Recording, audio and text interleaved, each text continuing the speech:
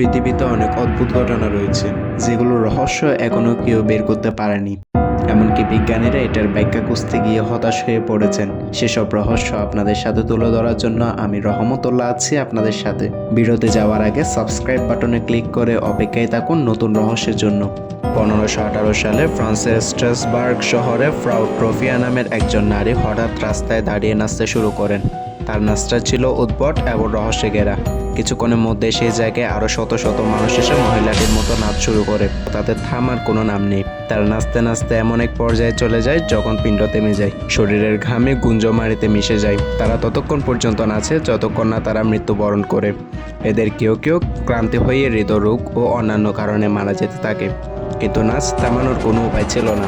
তারা নিচেই যাচ্ছিল। শেষ পর্যন্ত সবাই মৃত্যুবরণ করে। পরে কিছু মানুষ এদের দেখতে পায়।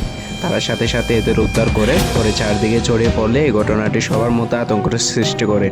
পরবর্তীতে সময়ে অদ্ভুত ঘটনাটির জন্য এর নাম দেওয়া হয় ড্যান্সিং প্লাগো অফ F5080। কিছু কিছু জায়গায় এটি কোরিয়া মনিও নামে পরিচিত।